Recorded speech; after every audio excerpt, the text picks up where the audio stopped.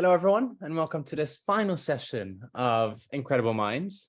I'm James P. Barbieri, Program Coordinator here at the Pori Center, and I've been your host for the past 3 weeks.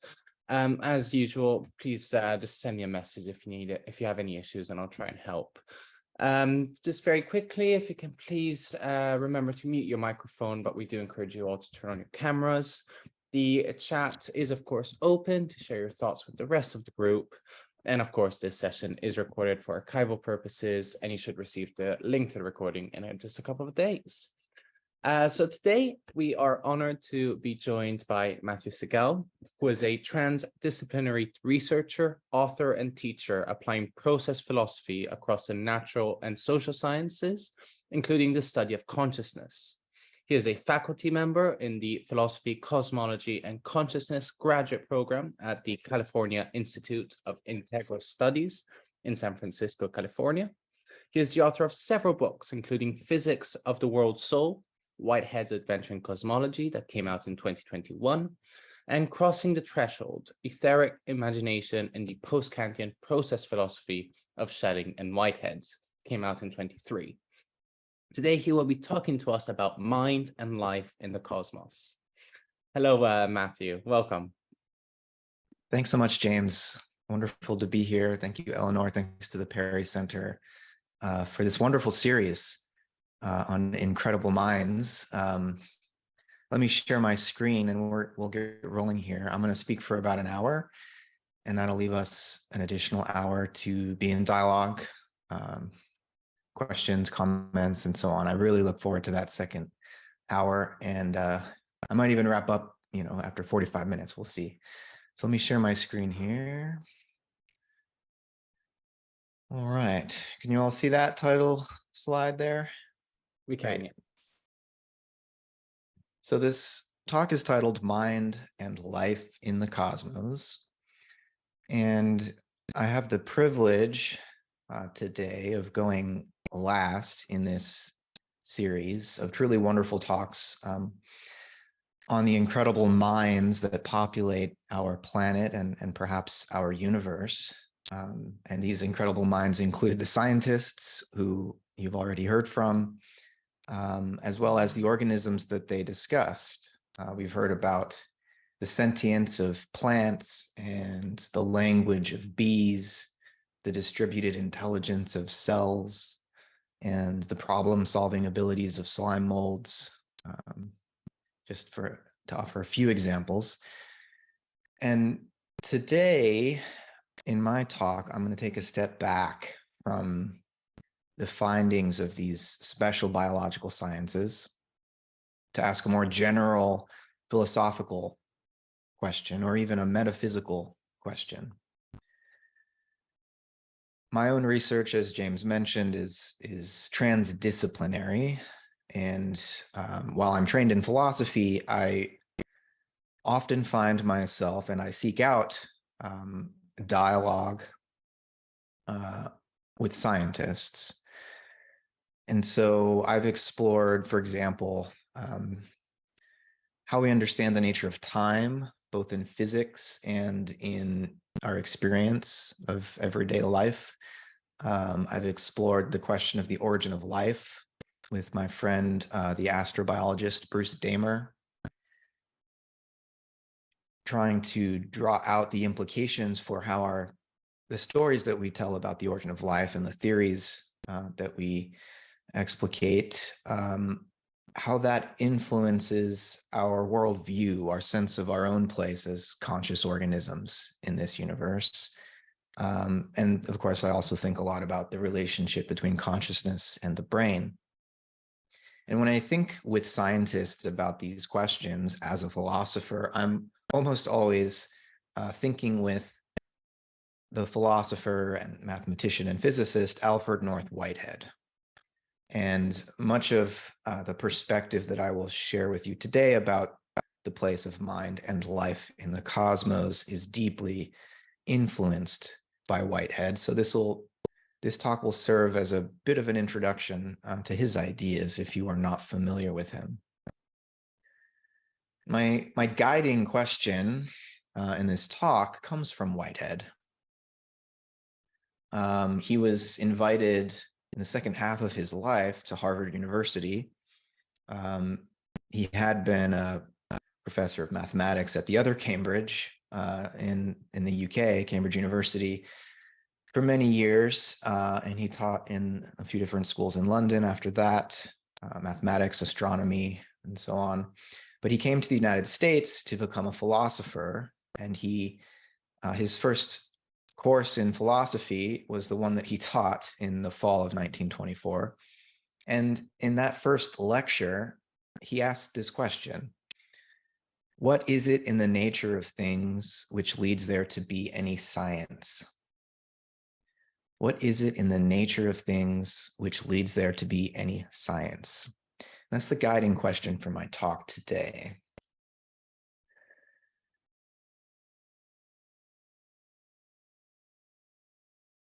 So physicists nowadays generally agree that, fundamentally speaking, the universe is a material energetic event. And they speak of necessary eternal laws, which happily happen to be translatable into mathematics such that human minds can understand them. And these laws are thought to determine everything that happens to matter energy in its adventures through space-time.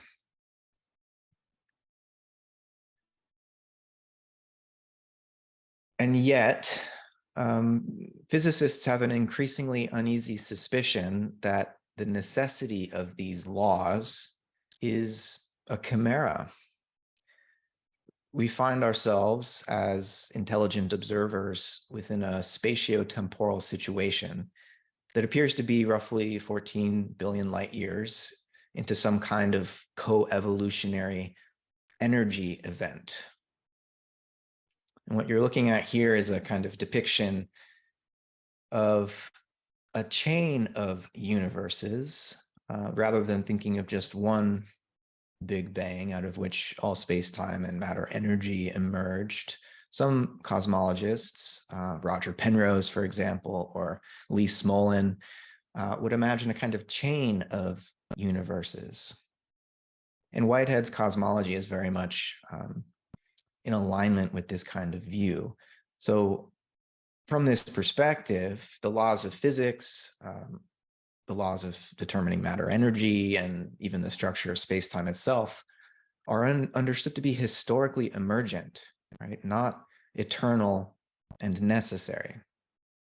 So in other words, our universe with its roughly 14 billion light year horizon appears to be a special cosmic epoch, as Whitehead would call it, that's emergent from a far vaster, perhaps infinite creative plenum, whose forms of process appear from our perspective, from the perspective of our kind of cosmos or our kind of order, to be chaotic.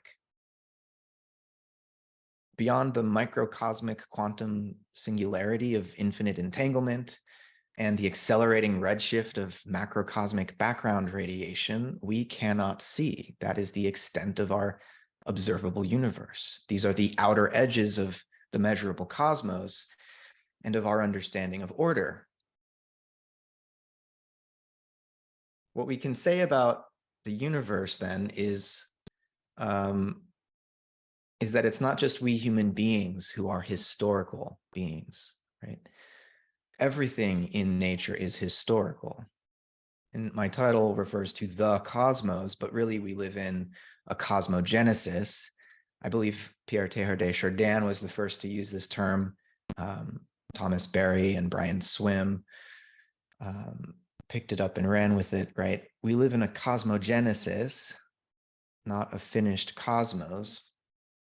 And scientists used to demarcate physics from biology because the former, the physical, was thought to be determined by these necessary laws, while the latter, biology, was thought to be largely historical, right? With evolution being this kind of cascade of consequences of a series of biological accidents, whether we think of those accidents in terms of genetic mutations or shifts in embryological developmental pathways or changing environmental conditions. But this emerging evolutionary cosmological perspective suggests that there is no such demarcation between physics and biology, between a non-historical domain determined by eternal laws and a historical domain determined by accidents. It seems contingency reigns as much in outer space as within the biosphere. Everything is evolving. This is why Whitehead referred to his own cosmological scheme as a cell theory of actuality. The image that he would want to evoke here is of the universe, is that the universe is more like a developing embryo than it is some kind of machine. And yet, there's also something more. There's not just contingency, right? The universe is not just a series of accidents. There's an order. There's an organization occurring. In other words, there's mind and life in this cosmogenesis. So there is, we could say, what has actually occurred. There is what has already accumulated in the past. And there is also what is not yet. There is what may be, right? So in short, there is not just the closure of what must be of the law, or what Whitehead would prefer to call, instead of laws, stubborn habits, but there's also an openness to possibility. There's an influx of novelty, and this novelty carries with it a consciousness of what could be and even of what ought to be, when we think of the role that the human being plays in this cosmic evolutionary process. So what I want to argue in this talk then is that there are real values in the cosmos, right? The universe is not just a collection of facts. There are also real values here. There's truth, there's goodness, there's the lure of the beautiful. Because after all, if there were no truth, right? If truth were not a value that had real consequences in the universe, then there could be no science. So there's not just light and gravity. There's also color and sound. There's not just matter and motion, there's also emotion and desire. These are real features of the universe.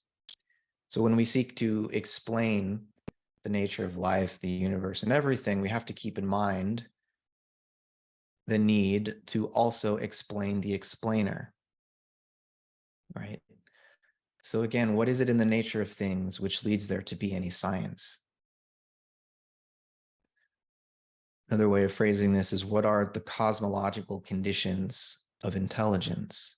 How do we explain the fact that we are here, we're capable of science, capable of explaining this universe?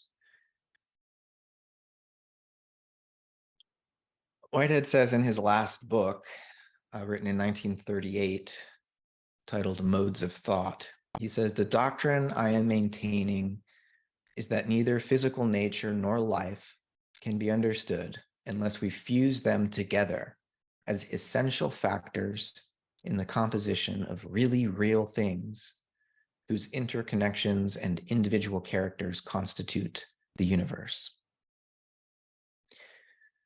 So natural science presupposes that conscious organisms have arisen within this causal nexus of cosmogenesis.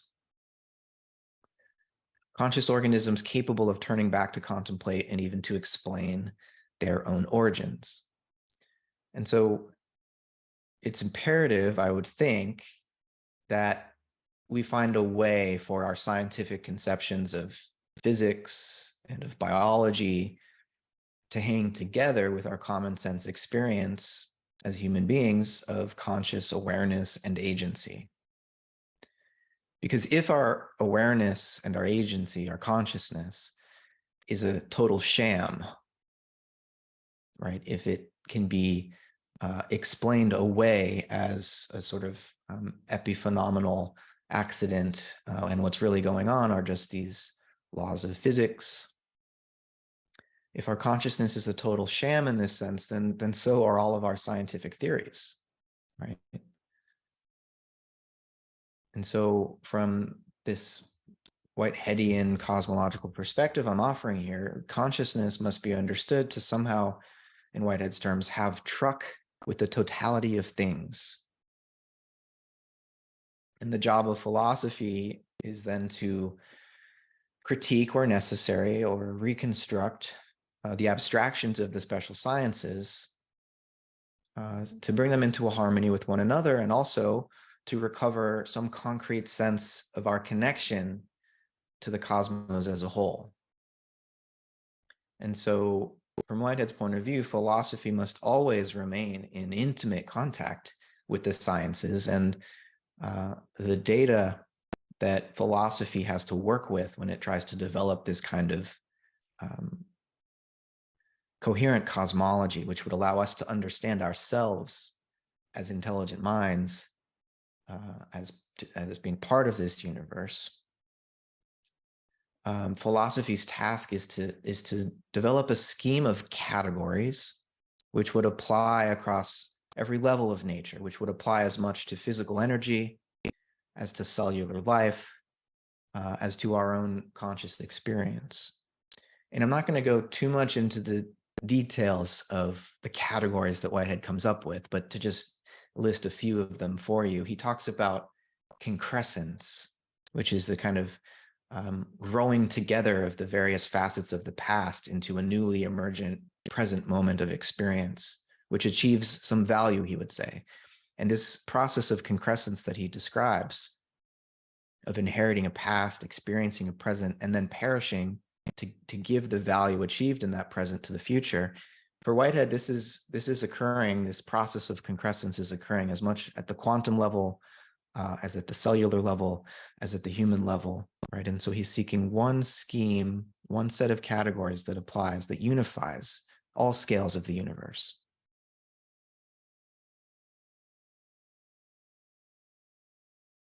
So if we are to take natural science seriously, if we are to take the discoveries of physics and biology seriously,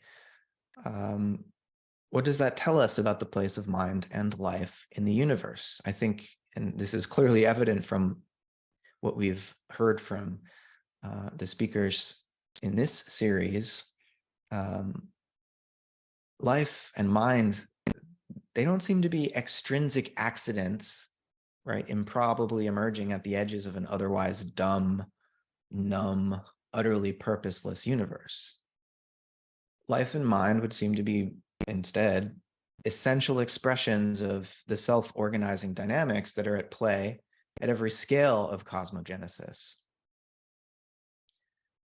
And it follows from this view, if we take life and mind seriously as features, real features of the universe, that nature is not, as Whitehead would say, bifurcated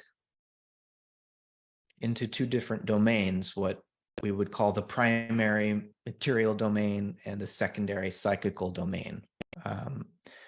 Scientists like Galileo first articulated this bifurcation, right, where the primary characteristics of matter and motion, which could be quantified, were considered to be real. And then the secondary characteristics, all the qualitative stuff added by the perceptual organs of organisms, Galileo would say, that's not real, at least not real in the sense that natural science would think of reality, because it can't be measured, can't be weighed, right? This bifurcated view of nature into the primary material quantitative aspects of nature that, again, can be measured and then mathematized, versus the secondary, merely psychical, mental characteristics. This bifurcated view is one which did allow science to develop highly predictive models, abstract models, which, for example, with Galileo's understanding of falling bodies, later refined by Newton, you can create an ideal model that initially leaves things like the friction caused by air or the friction of a ball rolling along an inclined plane. You can leave out the friction calculate the ideal situation mathematically, and later you bring the friction back in by adjusting your equations and your model to what you empirically observe in real concrete conditions.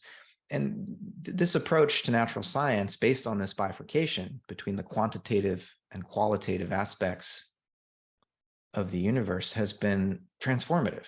We all know this. We wouldn't be here talking to each other if not for the transformative effects and the technologies that this approach has brought forth. But as we'll see, this approach also has had a downside.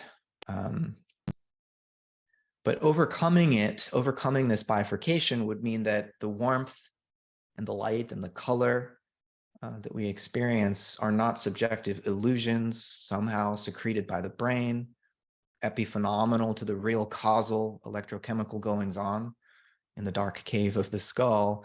Warmth, light, color, they are all actual features of nature as well, right? As Whitehead put it, the red glow of the sunset is as much part of nature as are the molecules and the electromagnetic vibrations by which scientists would describe it. So the point here is not to say that those aspects of nature that can be measured are not real. It's to say that everything that science has been ignoring that can't be quantified is also real, right? And so our cosmological picture must find a way to integrate these two bifurcated parts of reality into one world. And so the warmth, the light, the color, these qualitative feelings, this feeling dimension of the world, these are actual features of nature. And our conscious experience is an amplification of these actual features of nature. And our complex bodily organization assists us in this amplification so that electromagnetic radiation can come to be experienced as the beautiful red hues of a sunset.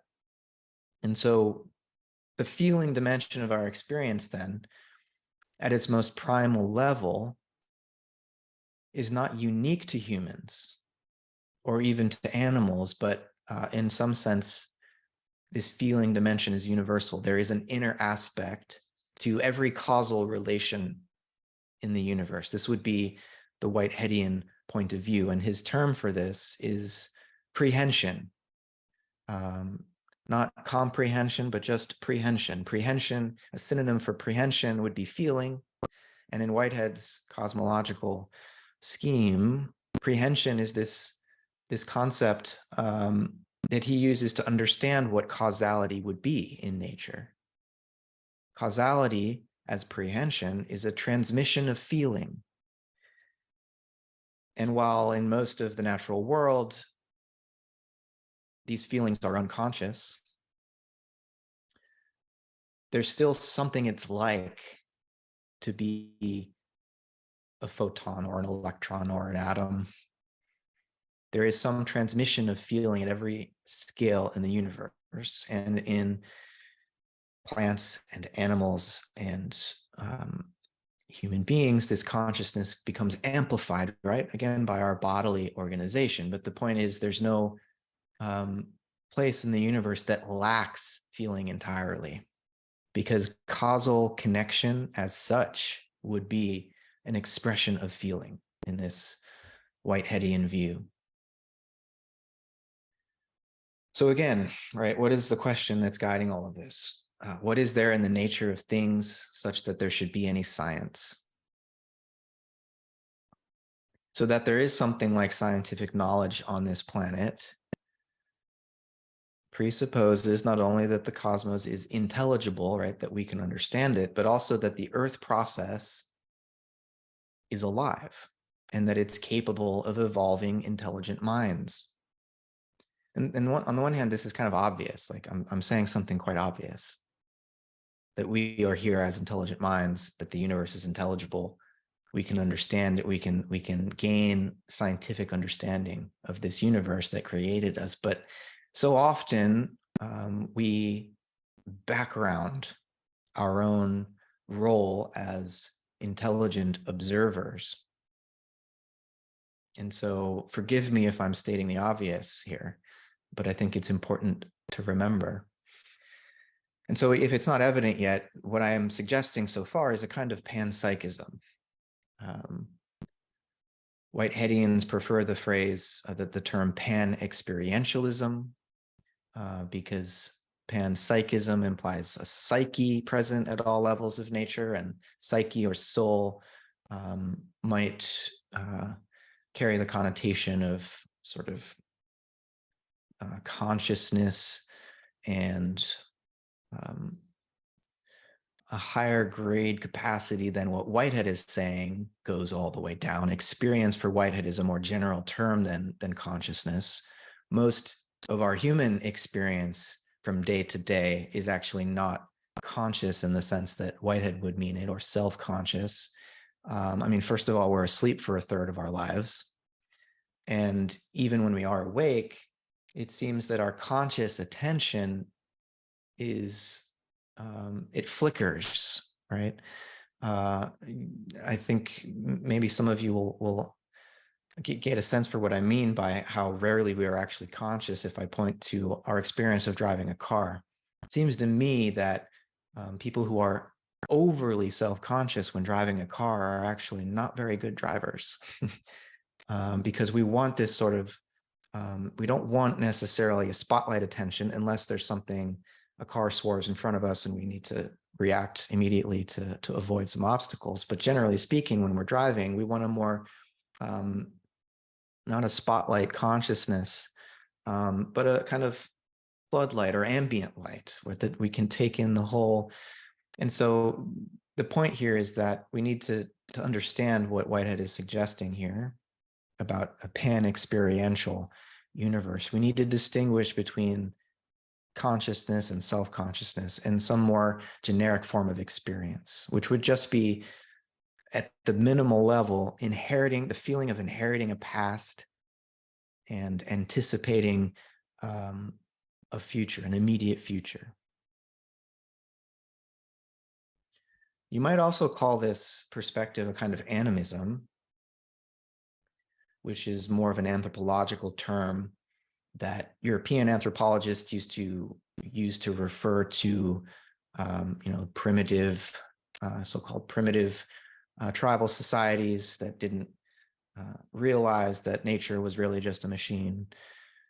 But when you put, this animistic point of view, or this panpsychist point of view in its historical context, it's pretty clear that animism in some sense is the general belief of every pre-modern society in human history, and that it's only the modern industrialized West relatively recently where people came to believe, some people, that the universe was fundamentally dead and that human beings represented the only intelligent agency, at least on this planet. This non-animistic, mechanistic view is actually the rare, weird view in the context of the totality of human history.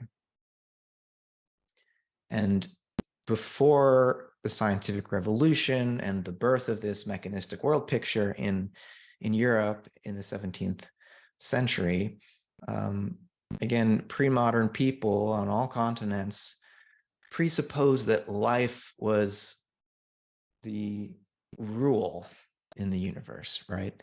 Life was the pervading rule. And their question was not what is life? They kind of just took life and animacy for granted.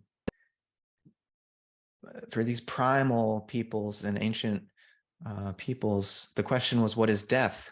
Death seemed to be the anomaly, right? And so this is where the elaborate funeral rites and the giant pyramids and mummification, in the sense that, yes, we see the body decays, but there was some sense that life must go on in another form. And it's only after the scientific revolution that our sense, at least modern industrialized people's sense of the nature of the universe, began to shift. And our question was no longer, what is death, given that life seemed to be the pervasive rule, but the question reversed. The question became, what is life? Because if the universe is fundamentally mechanistic, it seemed odd that there should be anything like living organisms here, or certainly anything like conscious minds. And nowadays, many people in the industrialized world are embracing a view that gives up even the idea of agency in human beings, and consciousness itself is thought to be some kind of illusion even in human beings.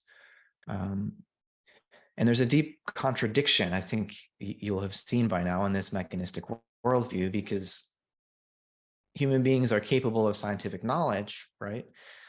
And yet this very scientific knowledge seems to reveal a universe that is incapable of producing intelligent beings capable of scientific knowledge.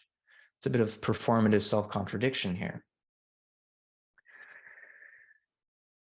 So the mechanistic world picture has been with us for a few hundred years now. And, according to Isaac Newton, sitting under his apple tree here, light, color, even are measurable materials. Gravity and other forces obey universal and necessary laws. And this mechanistic approach, again, it's a brilliant feat of abstraction, and it's transformed the planet, may soon transform other planets. But this world picture, this cosmological theory, encourages us to instrumentalize the earth, water, air, fire, and even life itself. And this instrumental attitude, this attitude towards the natural world as though it were just raw matter awaiting our reverse engineering and redesigning to serve our own purposes, this has driven us into an ecological catastrophe. And part of what I'm proposing here, drawing on Whitehead and other thinkers with a more organic approach and understanding of nature and a more organic understanding of science, is that, the scientific worldview, the scientific method originally was wed to this mechanistic world picture, and it was also wed to a kind of theology called deism, right? Which is the idea that God is an engineer and a mechanic and designed the universe with its eternal laws and then withdrew, right? And the machine of nature continues on without the need for God to interfere. And for Descartes and Newton and other early scientists, coming to know the laws of nature was coming to know the mind of God. And in this picture, the mind of God is totally separate from the natural world. And so with this theology, this deism in the background, scientists developed a conception of knowledge that as though knowledge transcended the world, as though it were some kind of view from nowhere or God's eye view of nature. A more organic approach to science suggests instead that knowledge is not transcendent to the world, but participates in the world. We need a participatory understanding of science and of knowledge. We need to understand our own minds as natural expressions of our biology, and of our biology as a natural expression of the physics out of which life emerged originally, right? Because the problem, of course, is that while Newton's law of gravity can describe for us with great precision how an apple falls to the ground, Newtonian physics can tell us absolutely nothing about how the apple got up there in the first place. In other words, what were the organic processes of growth and development and formation that led a seed to take root in the soil to give rise to a tree with apples hanging off of it? Now, already in the 18th century, there were some critiques beginning to emerge of this Newtonian perspective of nature. Immanuel Kant, famous philosopher, took Newtonian physics very seriously, but he realized, just as I was saying in the last slide, that this Newtonian view of the physical world couldn't tell us anything about the living world, right? So in his critique of judgment, written in 1790, Kant says, "So certain is it that we may boldly state that it is absurd to hope that perhaps someday another Newton might arise who would explain to us, in terms of natural laws or mechanisms, how even a mere blade of grass is produced," right? The so-called Newton of the leaf. So Kant here is saying, and he elaborates this argument at some length in the Critique of Judgment, that there could never be a Newtonian or mechanistic explanation for the type of organization we see displayed in biological organisms, because mechanistic laws display a kind of causality which is linear, like cause leads to effect and the effect is external to the cause.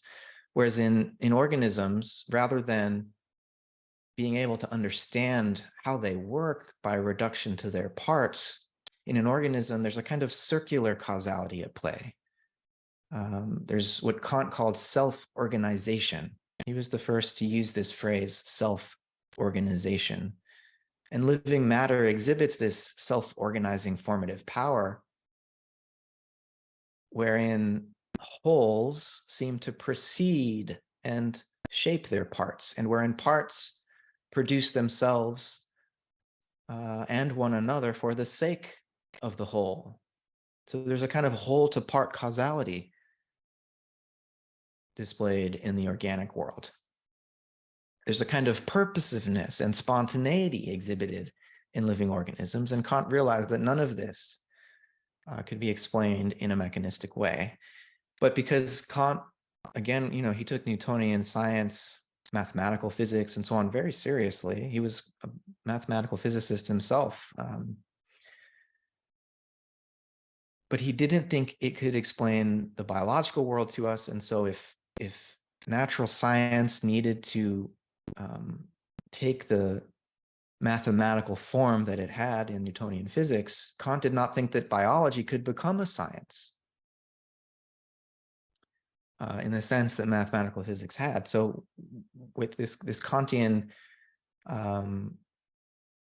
recognition that the living world is irreducible to mechanistic physics, he also refuses to grant biological organisms what he would call constitutive status in nature, right? He would say, our kind of understanding can't make sense of organisms in a mechanistic way, and so we just have to accept that we won't ever understand how life is possible.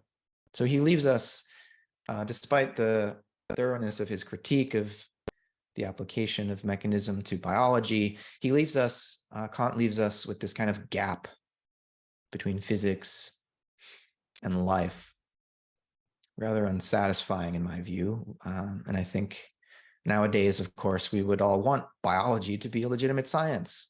Well, how do we do that if we can't explain it mechanistically? Well, we need not just a new theory, but a whole new understanding of the relationship between our mind and the rest of the natural world. So this is Friedrich Wilhelm Joseph von Schelling, another important influence on my own thinking in addition to Whitehead. And he inherits this Kantian mode of thought, but he really radicalizes it. And he wants to overcome this gap between physics and biology, between mechanism and organism. And the way he did this was by overcoming another gap, that between mind and matter. And so he says in his 1797 text, Ideas for a Philosophy of Nature, he says, so long as I myself am identical with nature, I understand what a living nature is as well as I understand my own life. As soon, however, as I separate myself and with me everything ideal from nature, nothing remains to me but a dead object, and I cease to comprehend how a life outside me can be possible. So Schelling is recognizing that to understand the living world requires, again, more than just a new theory. It requires a kind of inner transformation, that this mechanistic picture of nature was a view we arrived at by first separating ourselves from the natural world, imagining that all of the subjectivity were locked up inside of our skulls, and that everything outside of us was just matter in motion, just a collection of objects, right? And this is more than just a new idea, right? It really does require a kind of transformation of the scientist themselves to experience their own thinking activity as an expression, sure, a highly refined, evolved, amplified expression, but nonetheless an expression of nature's own formative forces, right? Of nature's own causal activity, even if in conscious form. So this approach that Schelling has taking already in 1797 and on into the early 1800s, as he continues to articulate this point of view, is one that I think was confirmed a little over a century later, when what many call the second scientific revolution occurred. Major contributions to this second scientific revolution came from Albert Einstein and Niels Bohr here. They look like they're enjoying each other's company, though Bohr, the quantum physicist, and Einstein, the developer of relativity, did not agree with each other about which of these two theories was to be taken as truly fundamental. But nonetheless, both of these theories that emerged in the early 20th century revolutionized science. It was a second scientific revolution. And part of what they do both agree about is that both quantum and relativity theories make it very clear that the observing mind cannot be separated from matter, energy, and space-time, right? We have to bring the mind back into our picture of nature, this deistic hangover from the first scientific revolution. We need to get over that. We need to bring knowledge and mind back into nature. We need to see observation as itself part and parcel of natural processes. And so in the context of biology, what does it mean to bring mind back into nature? Well, these are two Chilean biologists and cognitive scientists, Humberto Maturana on the left and Francesco Varela on the right. And I want to share their point of view on the kind of participatory epistemology that would be necessary to not just understand theoretically, as relativity and quantum theories do, that observation, is embedded within nature, but to really experience this shift. And it could be that, some of you are not ready to go all the way with me into a kind of panpsychism or ensouled cosmology. But Maturana and Varela offer a perspective that you might call biopsychism. And so they would say that experience or mind is at least coextensive with the living world, that even single cells, in some sense, have some minimal form of consciousness. They don't go so far as to say, as Whitehead does, that causality itself is the transmission of feeling. But I hope that, if you don't want to go all the way with me, that Maturana and Varela's perspective provides a nice slippery slope in my direction.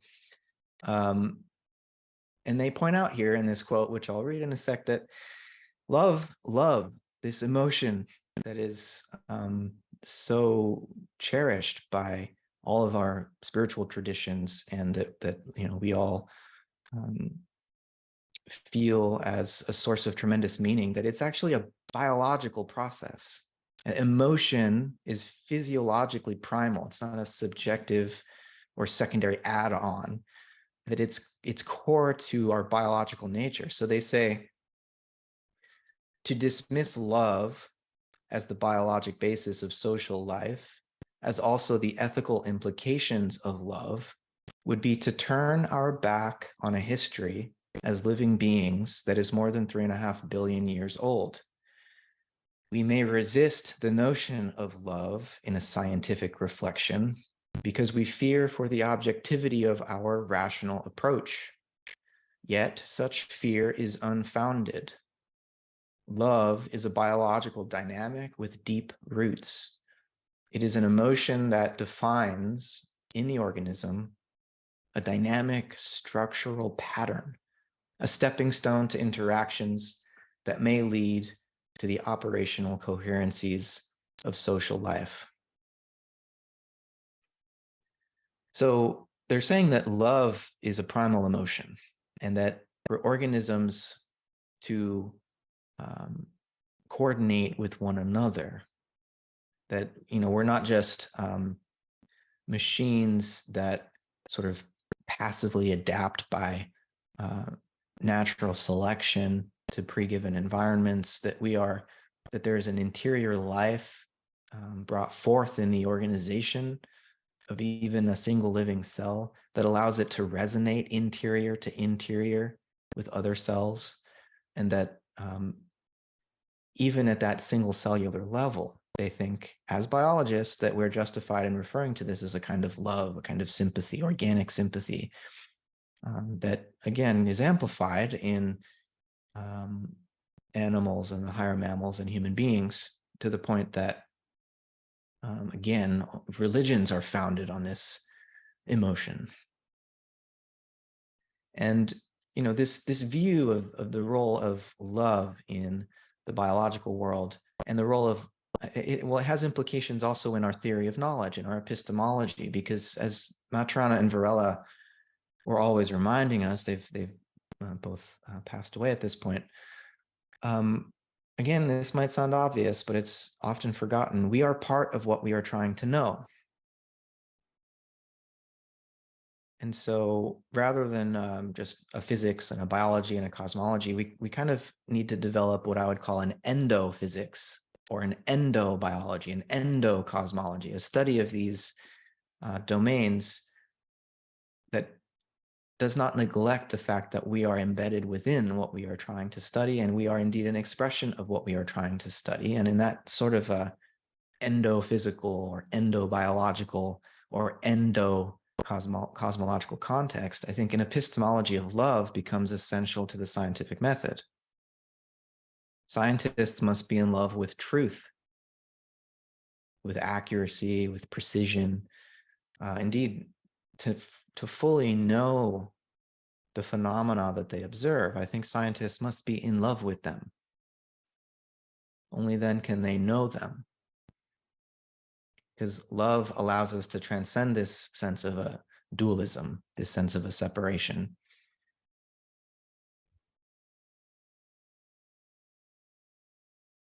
So we're drawing towards the end here. Whitehead, in his 1925 book, Science and the Modern World, was reflecting on these transformations in early 20th century science, not just quantum and relativity theories, but also evolutionary biology, and this understanding that whatever the human being is, whatever our consciousness is, our mind, which includes our capacity to do science, all of this is part of an evolutionary process, a continuum of life.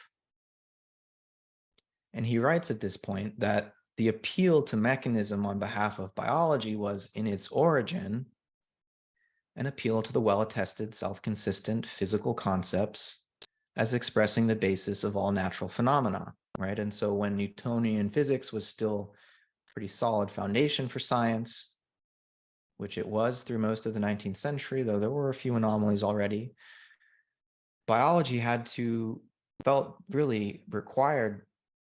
It required of itself that its accounts of life be in some way reducible to physics. You can't break physical laws, mechanistic laws, in your attempt to explain the biological world. But Whitehead goes on, again, writing in 1925, right? At present, there is no such system of self-consistent physical concepts. He says, science is taking on a new aspect, which is neither purely physical nor purely biological. It is becoming the study of organisms.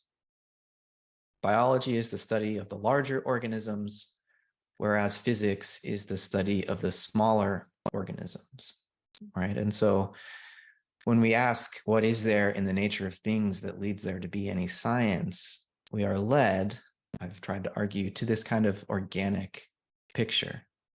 An organic picture not just of the biological world, but of the physical universe as a whole, right? Physics is the study of the smaller organisms. Biology is the study of the larger organisms. So you could also say that astrophysics is studying much larger organisms, stars and galaxies and so on. But the idea here is that the organism becomes the guiding metaphor of science rather than the mechanism.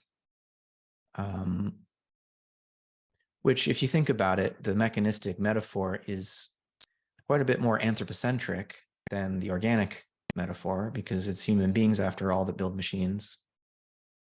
So we're projecting our own idea of a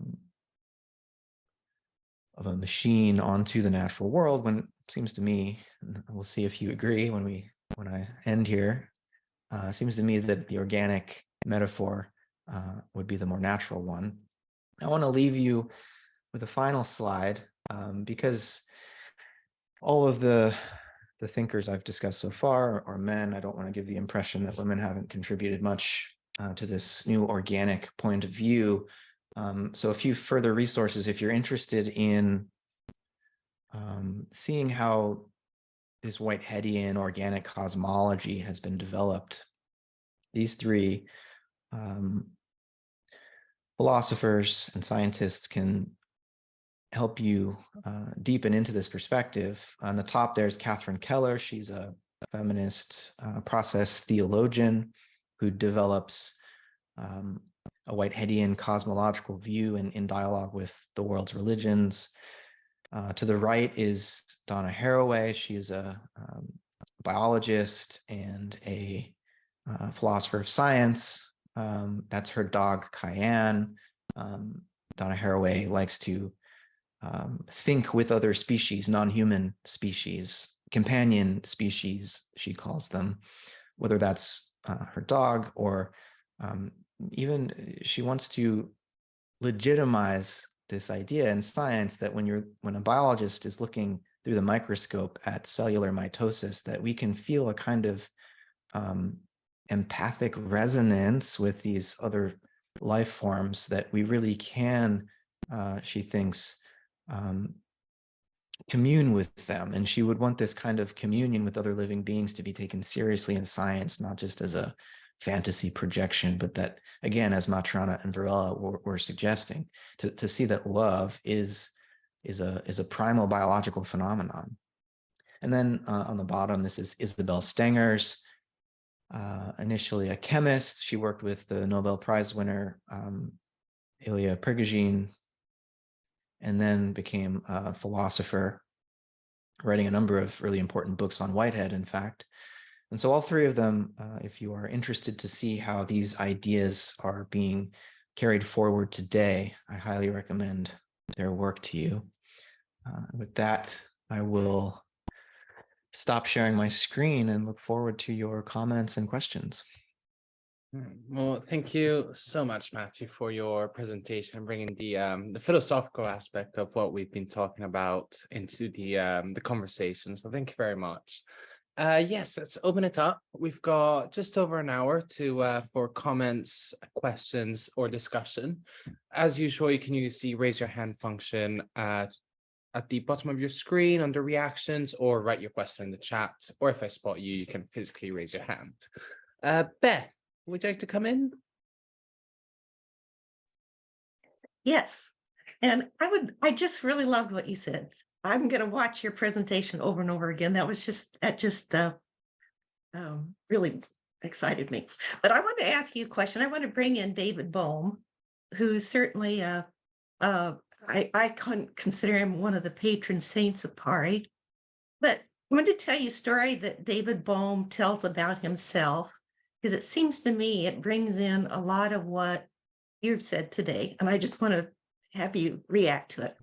So this is his story. So he says he was in his undergraduate school days, and in one of his courses, the assignment to the students was to write the mathematical formula for the movement of a gyroscope. So most of the students went about trying to figure out the math. David Bohm didn't do that.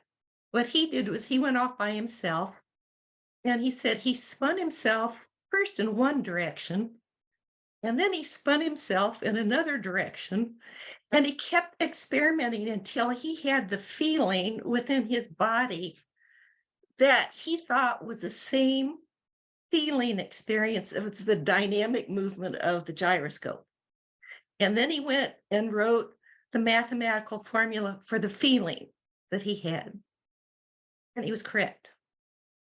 Now, there's a few other stories, and I collect Bohm stories, but there are a few other stories where some of his big scientific revelations come through his saying that he wants to put his body into the anatomical experience of what he's trying to bring into his mind. And so it seems to me that what he's doing is an experiential way of going about what you've been saying. I mean, and by the way, if you aren't aware of it, he was very influenced by Whitehead as well. But it Yes. seems to me that this is participative approach to the existence of intelligence of the universe that's available everywhere, that's universal. I mean, it's trans-universal, but that we in our own culture have not generally learned how to make ourselves available to, but that potentially there's an awful lot more available to us than we ever would be able to imagine, were we be able to find some of these anatomical feeling level similarities with it. So that's one Mhm. thing. But secondly, it seems to me that one of the words that you didn't mention that Bohm does is meaning. And I'm wondering if in Whiteheadian terminology, if the meaning of causality is related to what Bohm would say is meaning. When you really boil down his description of meaning, the meaning of meaning, it's the instruction set. It's the what needs to come about or what could come about, what potentiality is waiting to emerge through consciousness or through reality. So that's a Mhm. lot, but if you could, I'd be interested in your thoughts. Yeah, thank you, Beth, for bringing David Bohm into this. He and Whitehead are deeply, deeply resonant thinkers, physicists, and philosophers. And I very easily could have done this whole presentation drawing on Bohm instead of Whitehead, and made some of the very, very many of the same points. This example you give of the young David Bohm feeling what it is like to be a gyroscope is a perfect illustration of overcoming this bifurcation of nature, right? Which you could summarize as a bifurcation between force and feeling. If we do want to think of nature as in terms of bodies in motion, then we are such a body, and getting over the bifurcation would mean taking seriously not just the parts of our moving bodies that can be measured by an exterior observer, but also how it feels like to us from the inside out to be a body in motion. Whitehead says, I think in his book Modes of Thought, he says it is a sound doctrine that the activities of the human body should be interpreted in terms of the same laws that apply everywhere else in nature. But he says that this doctrine is double-edged because it means that what's going on everywhere else in nature should also be interpreted in terms of what goes on inside of our bodies. And what goes on inside of our bodies is something we directly feel. And so in our own experience, we have intimate knowledge of the interiority of nature. And so rather than think of forces as just blind mechanical causes. We can understand forces as the transmission of feeling, just as Bohm was doing when he spun himself around like a gyroscope. And then in terms of meaning,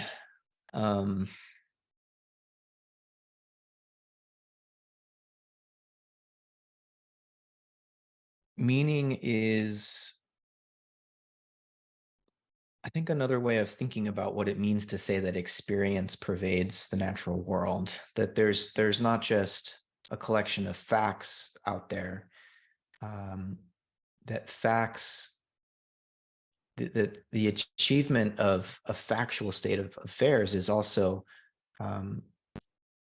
it's an achievement of value in some sense. We like to think, in the modern period, in light of natural science, and again, this bifurcated dualistic perspective, that facts are over here in this bucket and values are in this bucket, and we want to keep them apart because our values can distort our perception of the facts and so on. And to some degree that's true. We want to be careful not to project our own stories and our own values onto the facts, so to speak. But at a deeper metaphysical level, these things can't be kept apart. Our values and the sort of interpretive lens that we take to the observation of anything at all is going to make certain facts come to the foreground and other facts recede into the background. There's no such thing as an uninterpreted fact, right? The lens we take allows certain facts to become salient to us. And another thing I can say about meaning is, there was an American philosopher named Charles Saunders Peirce, who has a point of view very similar to Whitehead's and to Bohm's, that rather than saying, Peirce would prefer to say that nature is sign interpretation all the way down, or semiosis all the way down, and that there's meaning making occurring at all levels of nature. And so whether we say experience goes all the way down, or feeling goes all the way down, or meaning goes all the way down, I think we're trying to get at the same insight. And rather, I always like to say that rather than thinking of the universe as meaningless, we almost have the opposite problem. There's too much meaning. There's a proliferation of meaning, and so the challenge is, which interpretive lens do we take to simplify the meaning enough such that we can understand it. So the good news is there is meaning in the universe, and the bad news is there's a lot of it, and it can be difficult to sort through. Thank you, Beth. Next we have Alan. Hi, Alan. Thank you, James.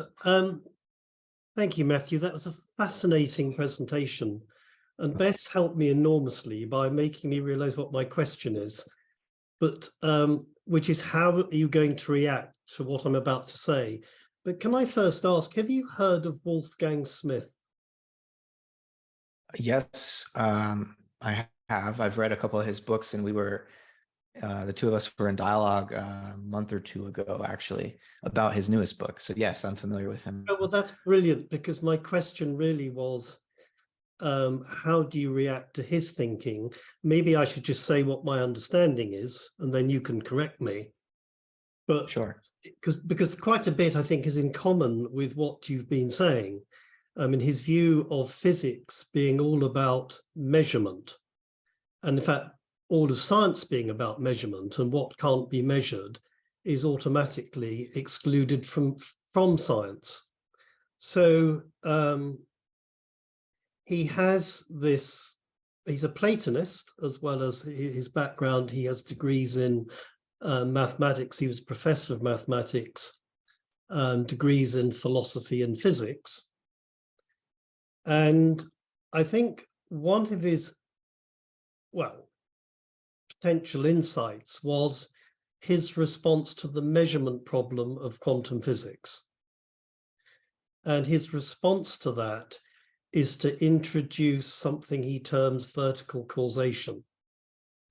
so that the world of physics to him is he terms horizontal causation in time, but he believes that what science has missed is what he terms vertical causation that actually takes place outside of time.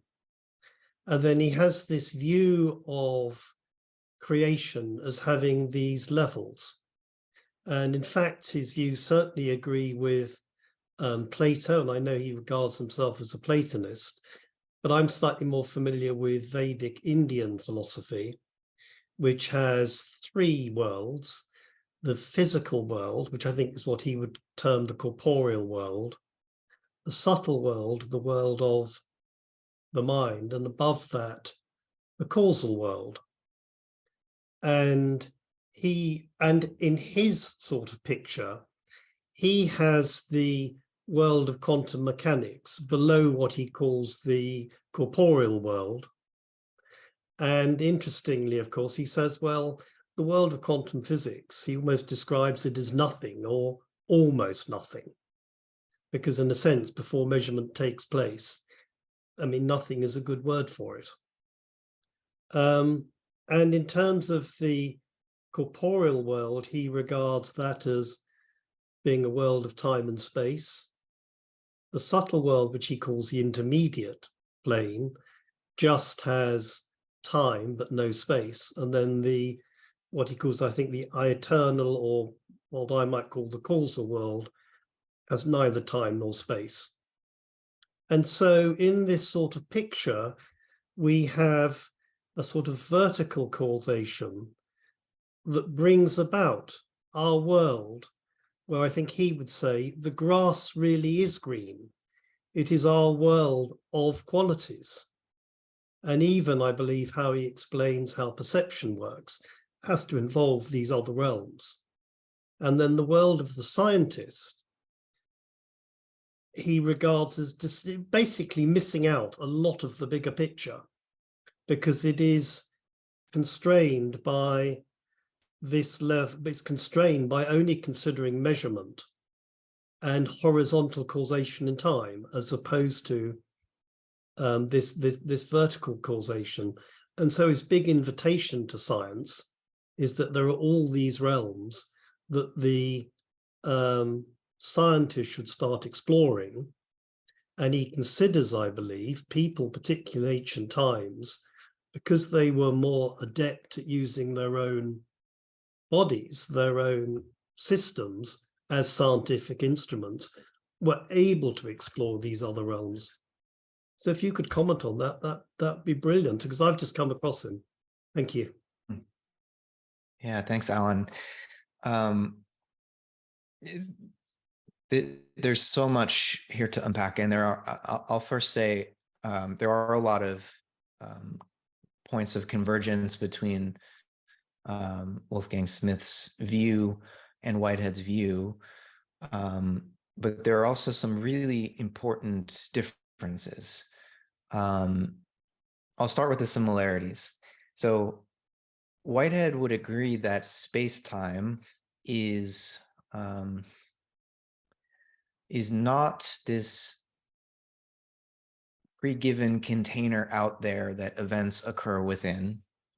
It's not that space-time is just kind of an illusion, but it's not really real. What's really real are, Whitehead would say, occasions of experience. And what science describes in terms of space-time and measures in terms of space-time is a secondary kind of abstraction that describes how occasions of experience relate to one another in this causal network. And so you can think of space-time from this point of view as kind of emergent from the interrelations among what Whitehead calls actual occasions of experience. And so that seems to me somewhat similar to what Wolfgang is suggesting. A partial analogy here for those unfamiliar with Whitehead is, when we think of a quantum event, Whitehead's account of the concrescence of an occasion of experience is somewhat similar to that. And some physicists nowadays are arguing that a quantum account a kind of foam, quantum foam, out of which space-time emerges is the proper approach to take, rather than thinking of space-time as, again, this pre-made fabric that pre-exists the events which occur within it. The idea is that no, space-time is a emergent property of these events, these quantum events, or in Whitehead's terms, these actual occasions of experience. And so that's a similarity.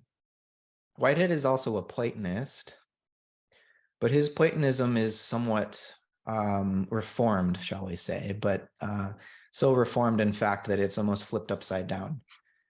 And so Whitehead has what he calls eternal objects, which are the Platonic forms, as part of his metaphysics. But unlike Plato, who thought that the forms were preeminent actualities, that they were the really real things, and that the physical world of our actual experience was a kind of derivative copy or pale imitation, Whitehead flips that.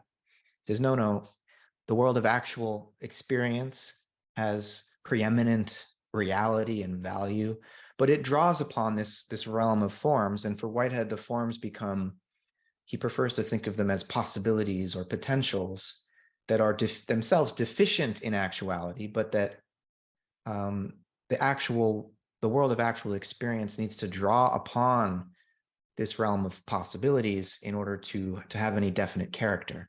And so there are mathematical forms which provide the measurable character of the physical world, and then there are qualitative forms which provide the sort of adverbial and adjectival qualities that we use to describe the world around us. And so for Whitehead, the world of actual experience is this unbroken flux, but the forms, his word for this is they ingress, they come to participate in this experiential flux so as to give some definite order and shape and some sense of permanence that we can recognize from moment to moment and say, ah, yes, that's the same person, that's the same tree that I saw yesterday, and so on.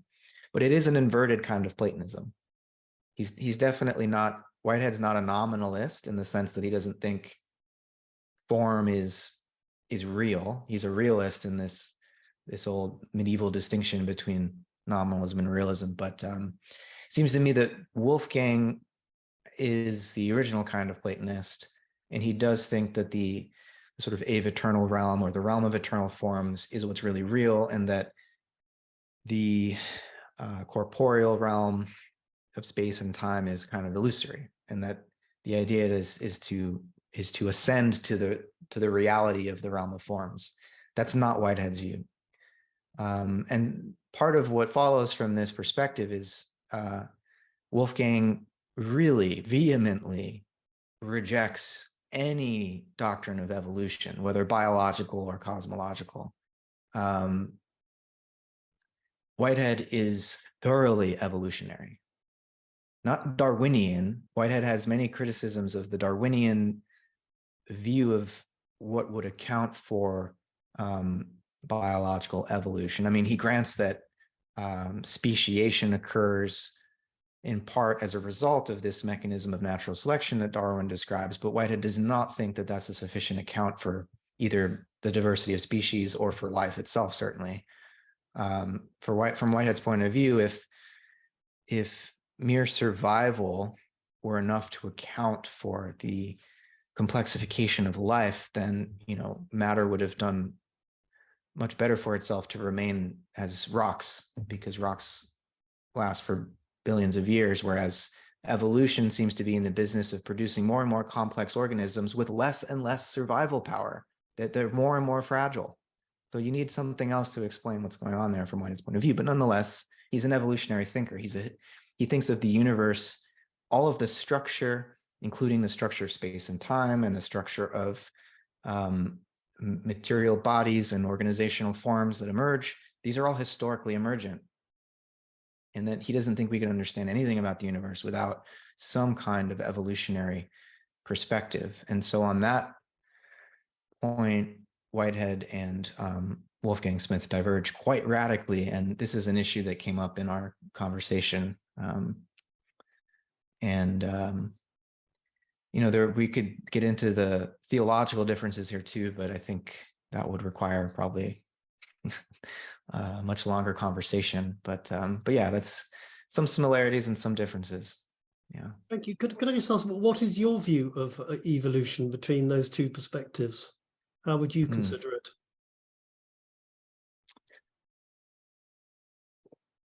I think there is,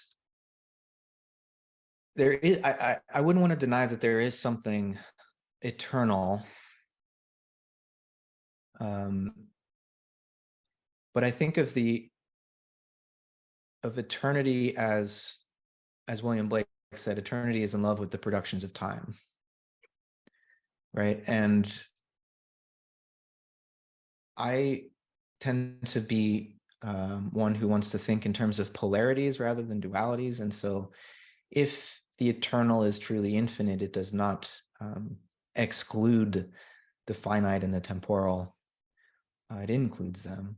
And so in some sense, I would want to understand the evolutionary process as one which is constantly being refreshed by the participation of eternity, but that nonetheless is also creatively contributing to the enrichment of eternity. Because if there were not any way in which the historical process of evolution were enriching the eternal, why would it exist at all? Why would there be this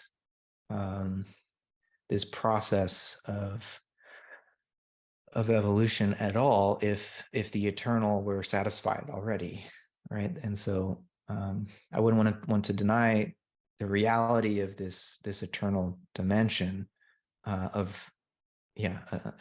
I also think that the real value of existence comes through the creative process, right? That's an incredible thought. I've never really considered that. So that really does require some time to dwell on. Yeah. Thank you. Yeah, thanks, Alan. Thank you, Alan, for opening this up for us. Next, I'd like to invite a new voice into the series, Hester.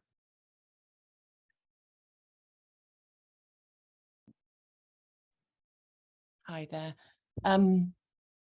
Thank you very much.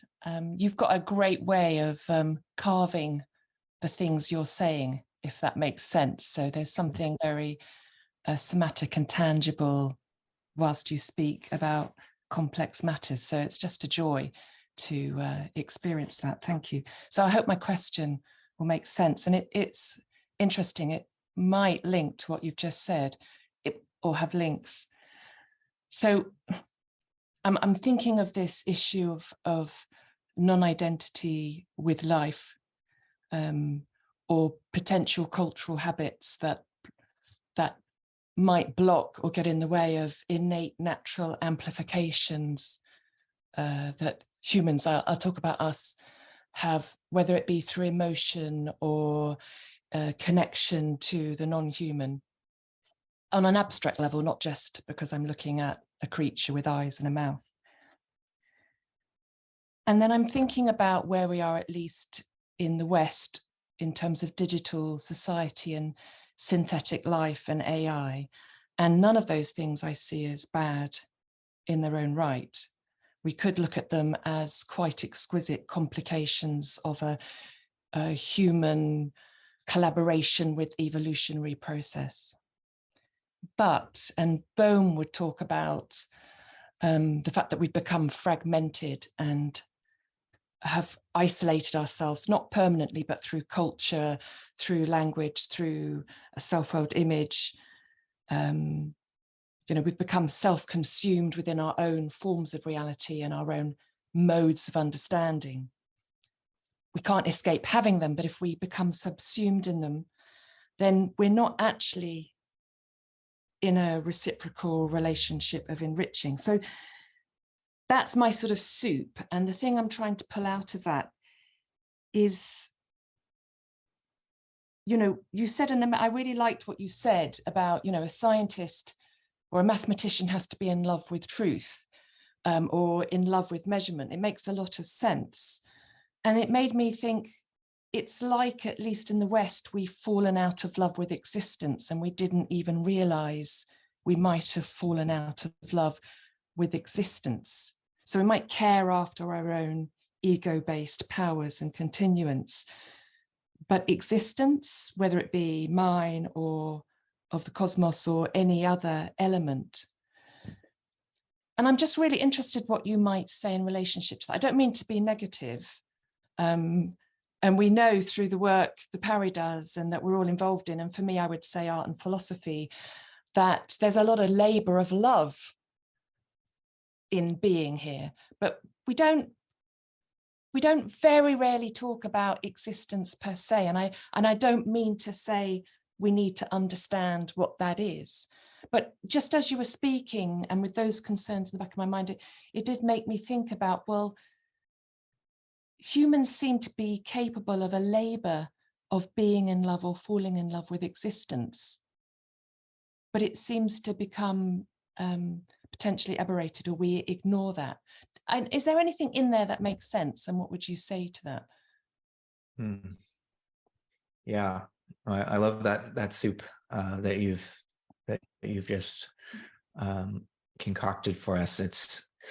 Yeah, I think one way of characterizing what's gone so wrong in our contemporary civilization is that we have fallen out of love with existence.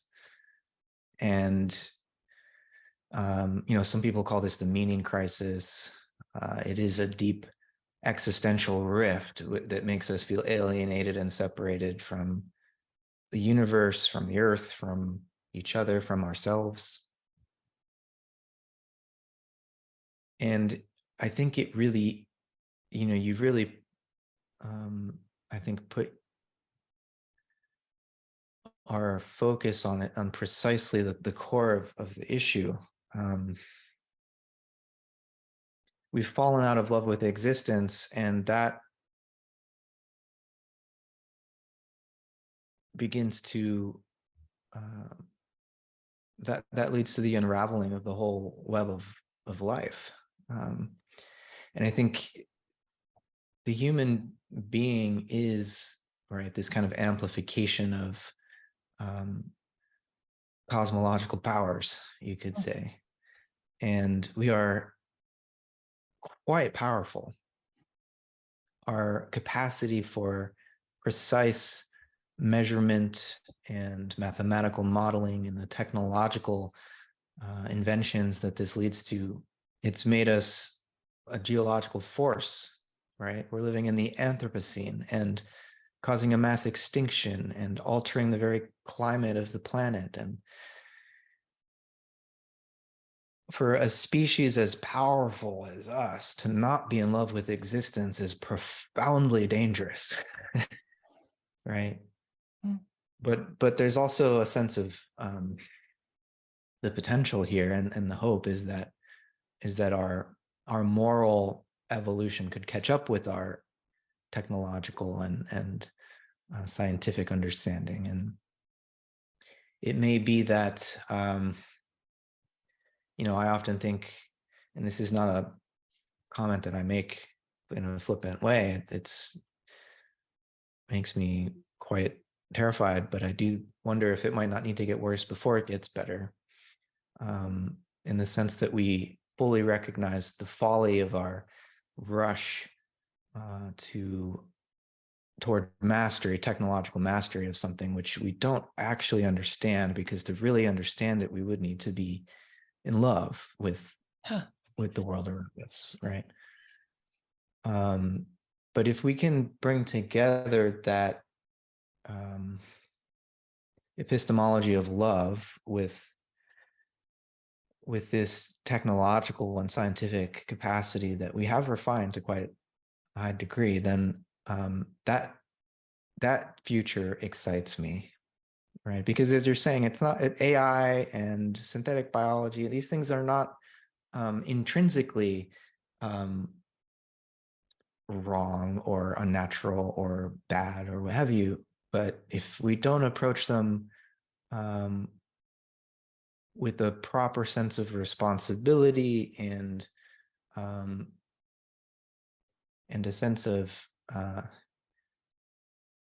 empathic resonance with the life forms that we would be bringing forth, then I can't imagine anything more frightening with the current civilizational mindset moving forward with these technologies. And, I think one of the things that makes human beings so creative and powerful is our capacity for symbolic imagination. Because as you were saying, we can develop symbols and worlds of words that are virtual realities, but they're so convincing that we go on with our lives living in these virtual realities, totally forgetting that there's an actual reality there. And so we become really disconnected. I don't know that other species are capable of that degree of separation as human beings. It's kind of our superpower. And we've been misusing this superpower, right? But I think that there is a meaning inherent in the nature of things, which we could also be accessing and amplifying with our symbolic imaginations, rather than creating these virtual realities, which we paste on top as if to escape from the real world.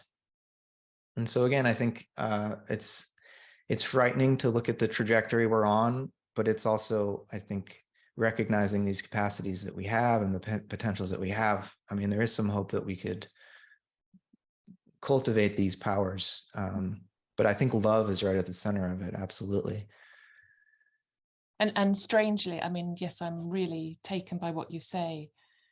I mean, the strangest thing about all that is we have all these amplification possibilities, but the one of falling in love, we seem to be very good at it, at least with each other, with humans and our pets, all of us, whatever our takes on anything, or our involvements in the world, whatever our morality.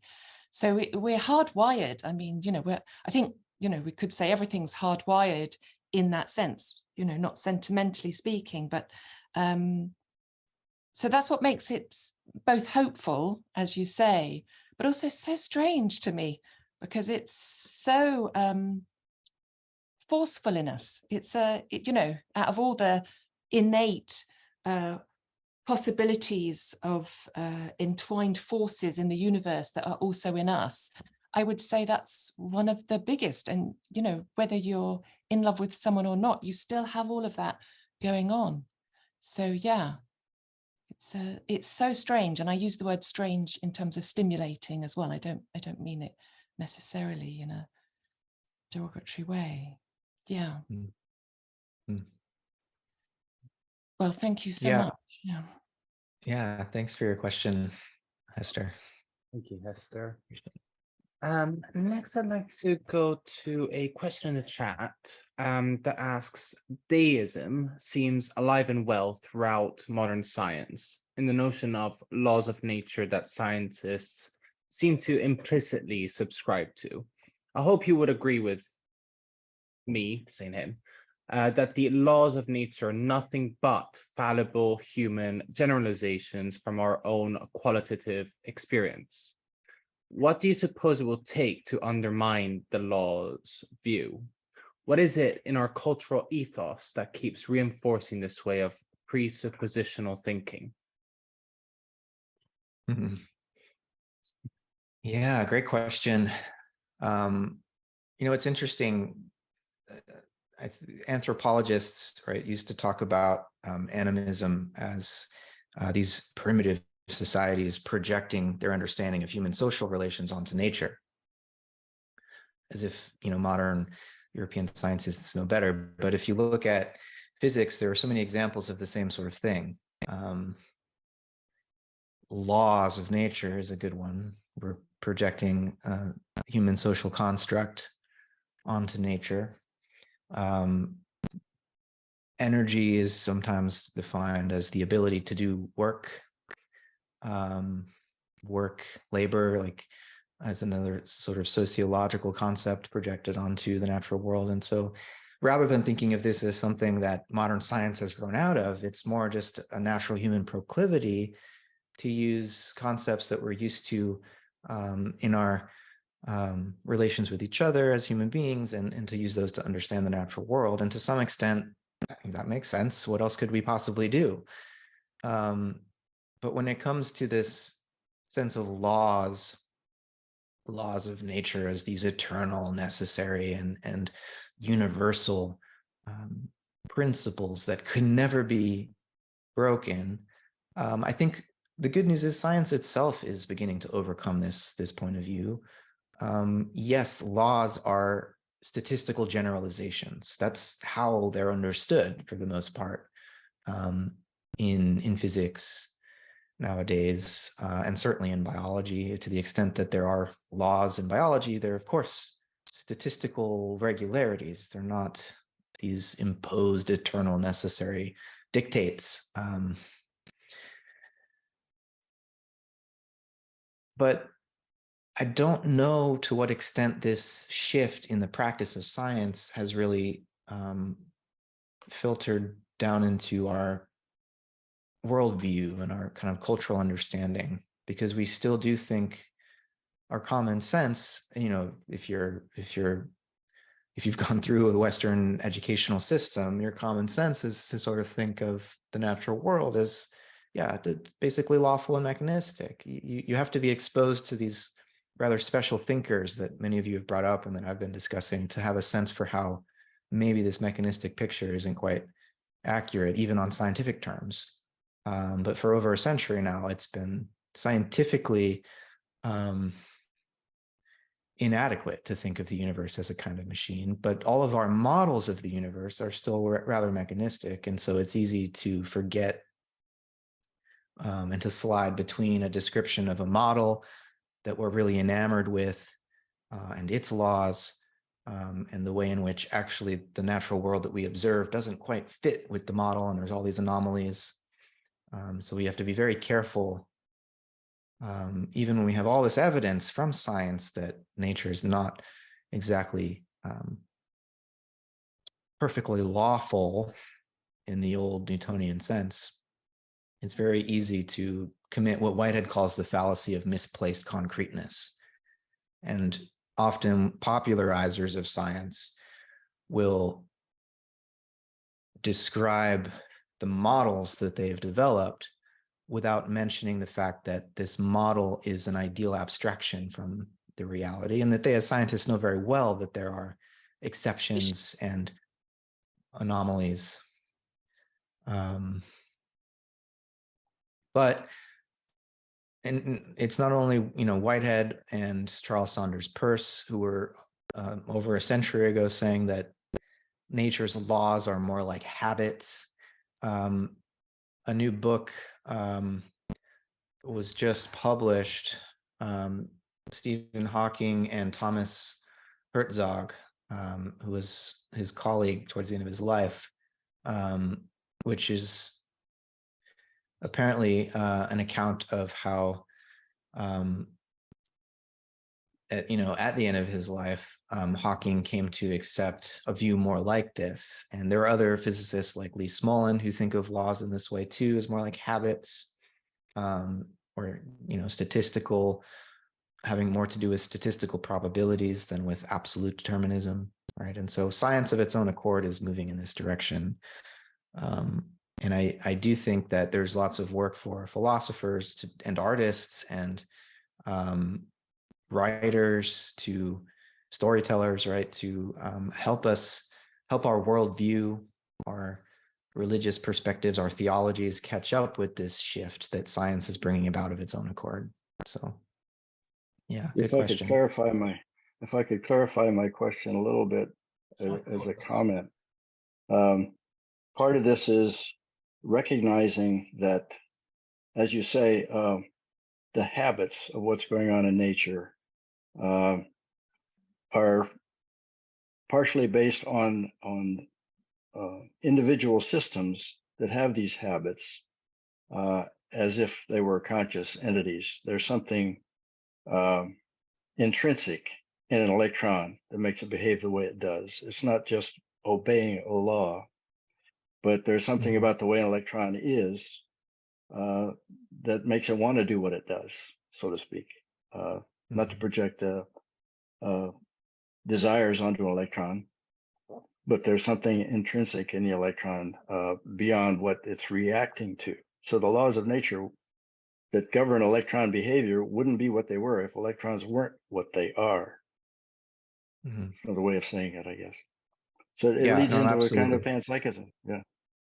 Yeah. Yeah, I think so. And that's another important feature that I didn't mention here is, this idea of eternal laws is also that they're imposed on matter or the entities which populate the world, as if there was a separation between the law and the entity that is supposedly behaving the law. There is no such separation, right? Laws are a kind of abstract description of what the entities themselves are doing. And these entities are, I think, desire is a charged word, but to some degree there is an aim at work in nature. And as Whitehead says, nature has a tendency to be in tune with itself. There's a tendency for harmony, and law is a sort of deistic way of describing this tendency to be in tune. And I think we need better metaphors to describe this tendency. Thank you Yeah. very much for a great talk today. Thank you. Thank you, Thanks. Steve. Quite a few questions now. You have stirred quite a few minds. As it's the last session, I would like to give some space to people who haven't spoken yet during this series. So I'd like to invite Marilyn in first. Thank you. This probably sounds very naive, and you may have covered it with just mentioning animism, but we speak of nature, we speak of the organism, the theory of the organism, which I take in a cosmological sense to include animate and inanimate matter. But organism itself, I think, is quite all understood. I don't know that this is the formal application definition, but it is almost always associated with life forms. Now, as a geologist working mainly with sediments, I see the whole geological process. I'm very much into rocks, or used to be, and how they evolve. Does Whitehead's definition of organism include inanimate matter in the word organism? Mm-hmm. Yeah.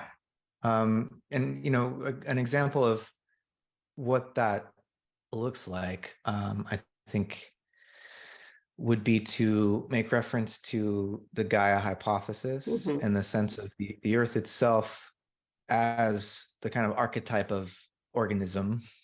Yeah. And the lithosphere, right, the rocks of the Earth are the way they are. And you correct me if I'm wrong, you're the geologist here, that they are the way they are in large part because of the activities of life on the planet. I would say they predate life, or the Earth itself predates life. So well, certainly I wouldn't say that. I mean, a lot of the inanimate, a lot of rocks, say, are yes, formed by organisms, and contain a lot of organisms, particularly sedimentary rocks. Not all rocks do, but I just get muddled when we talk of nature and then are only looking at what's alive, what we consider to be alive. Are you familiar with this this hypothesis that calcium deposits from microscopic organisms in the oceans help to keep the tectonic plate movements going because of the Yes. weight on the Yeah. seafloor. Yeah. And that the atmosphere of the planet obviously is regulated by microorganisms, and so the makeup of the atmosphere is causing chemical changes in the rocks and so on. So my point is not that biological organisms created the rocks or anything, but that you can't really separate the way that the rocks are today from the living processes that are going on all around them that are transforming them. Oh, I Right. agree. I mean, I very much feel that all matter is alive. Even my computer, I mean, it responds very quickly to.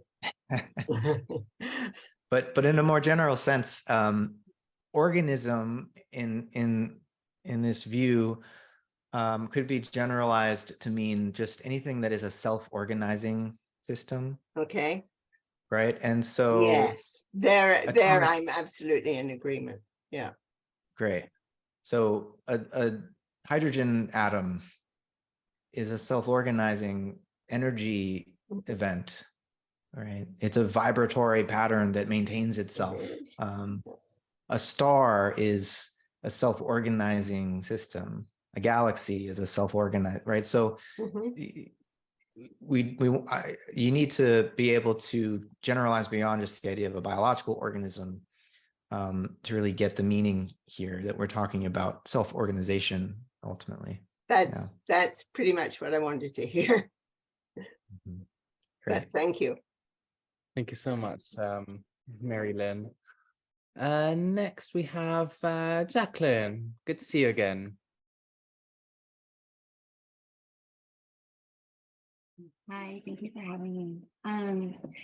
So first of all, before I go into this, I should probably say I'm a creative and a mystic. So it's a bit funny that I will go in a sort of mechanistic direction with this question. But I guess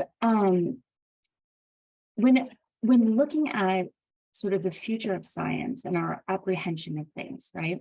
And looking at sort of the integrality of what we have, the ways we have approached it in the past, the more quantitative ways we have approached it in the past, and bringing in the more qualitative, transactional, relational elements.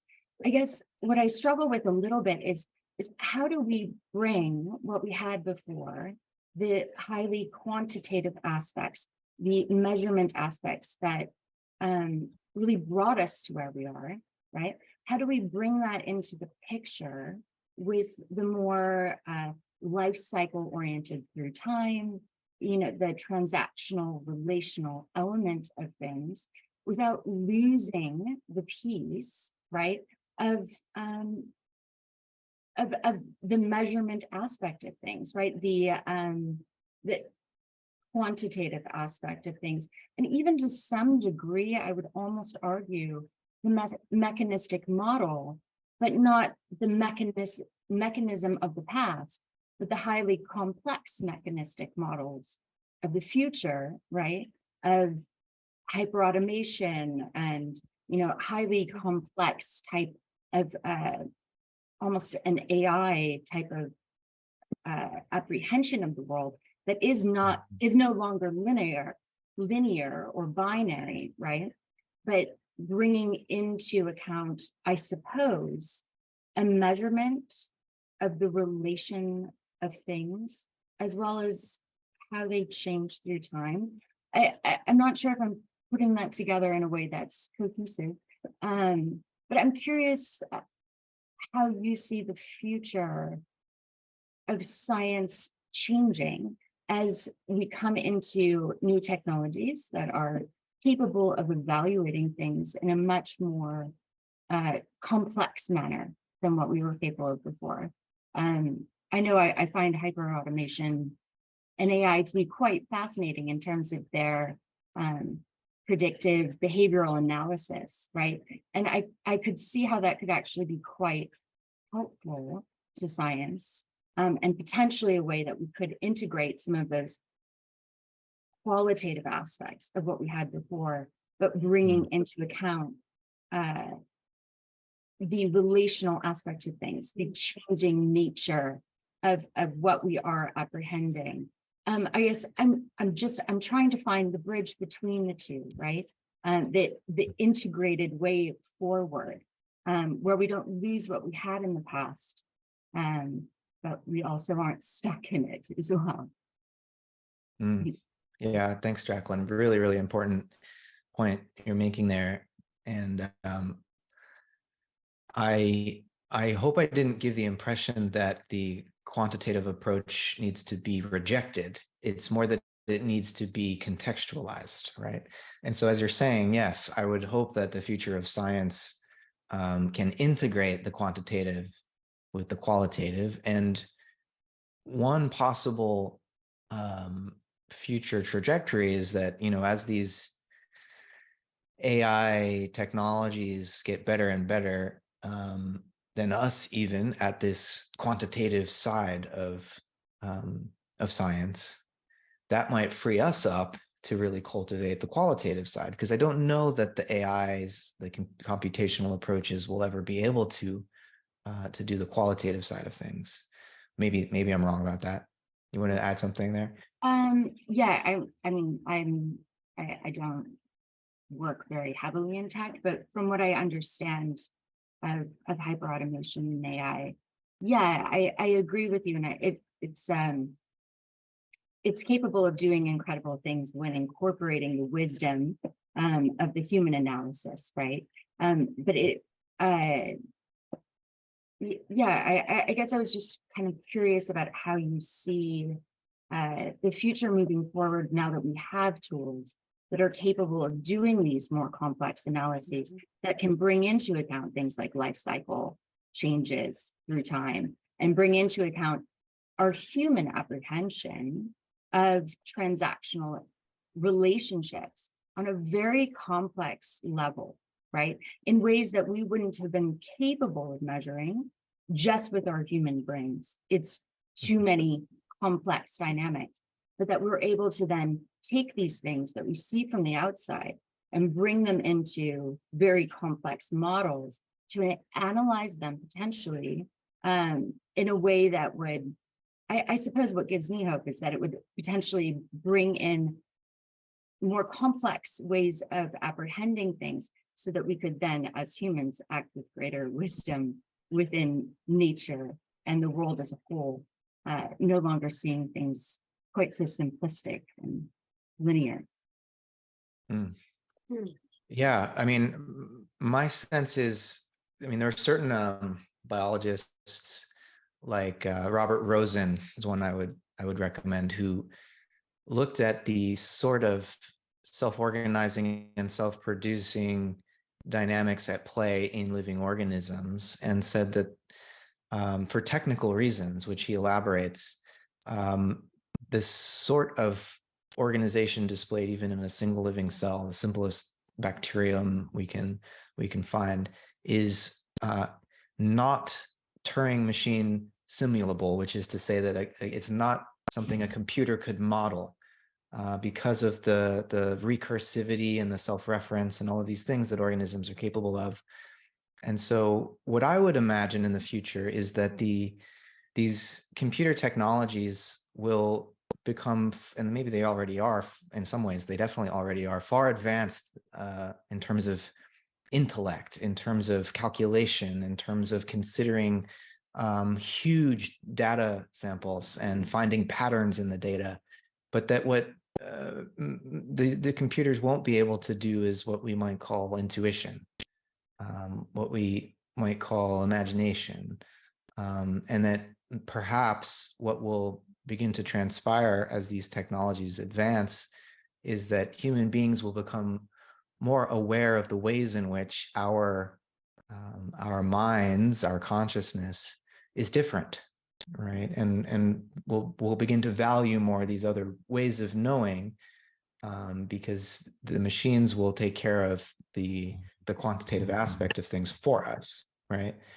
And the other thing I want to say is that when it comes to mechanism and organism, organic thinkers aren't denying that mechanism plays a role in the natural world. They're just saying basically that organism is like mechanism plus.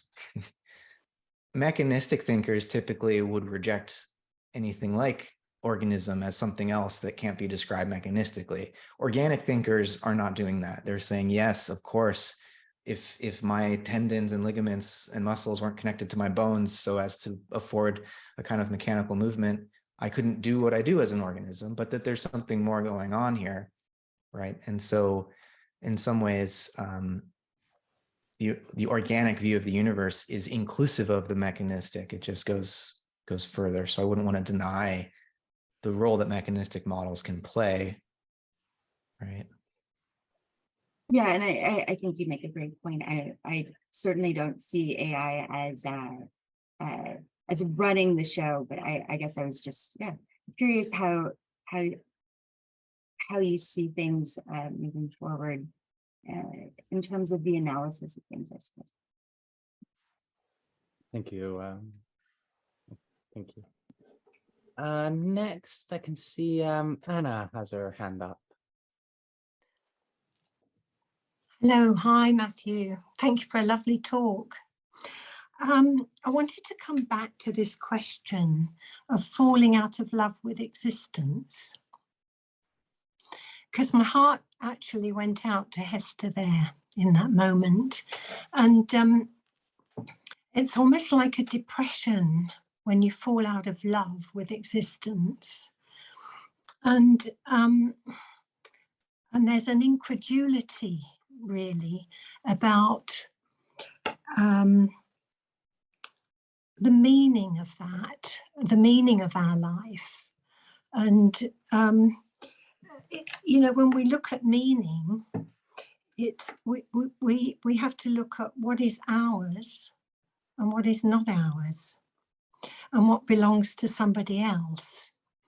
And we do that in truth when we look at the truth of a situation, and when we accept that and we accept the responsibility of who we are, and that information that's held in truth in the light of who we are can come flowing through us.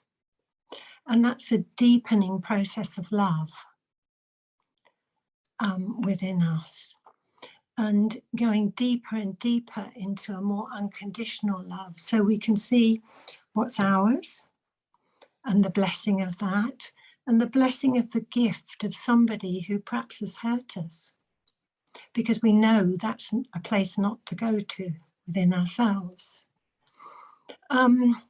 So it's kind of that whole process of the swirling of love and truth that brings in an embodiment of light within us.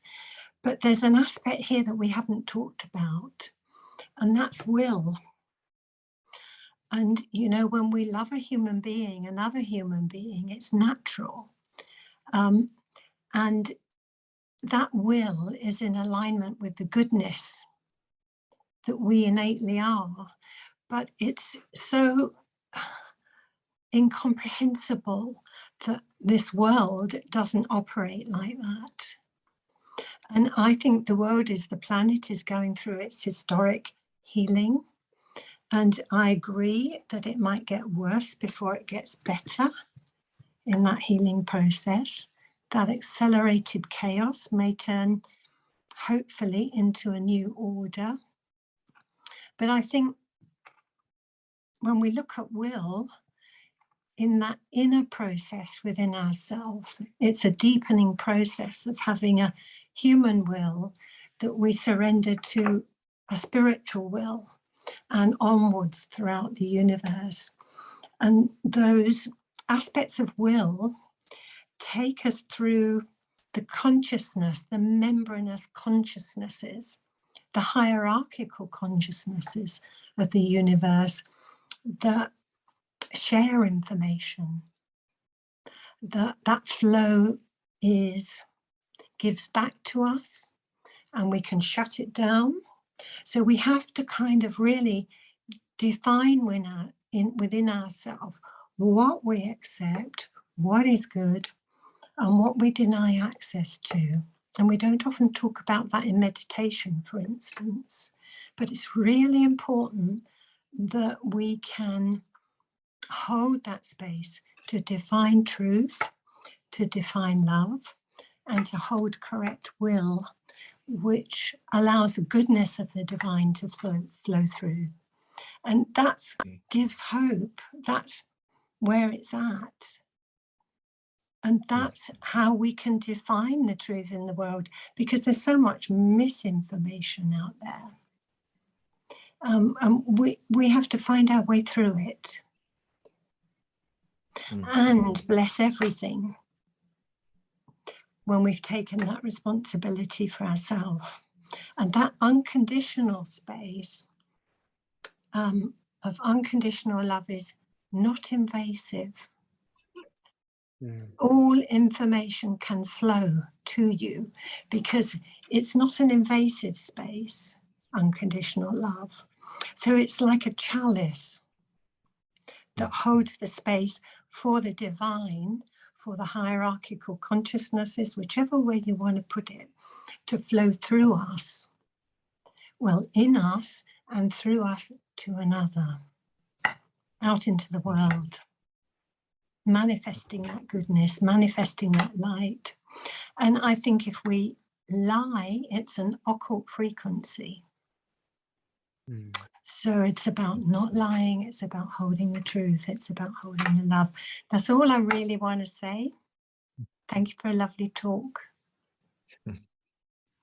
Well, thank you for those very wise comments. And I don't know if I can add much other than to say that, one way of describing human consciousness is in terms of this kind of trinity of thinking, feeling, and willing. Maybe you're familiar with this. Comes out of Rudolf Steiner and anthroposophy. And what you're saying is, I found quite resonant with this point of view. But basically, most of our consciousness is in the thinking domain.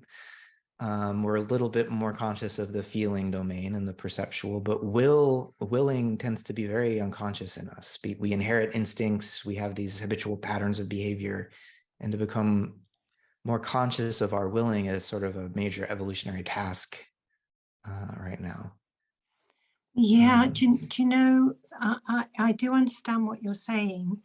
However, I do think there is a mind of one, but there's a heart of one also. And actually, in ancient traditions, all wisdom comes through the heart. Yeah, and it's processed in the brain afterwards. Sure. And as we know now, the heart, as well as the gut, is massive. massive. Think physiologically, massive neuronal systems. There are brains in the heart and brains in the gut. So these are perceptual organs in some sense, not just for pumping blood and digesting food.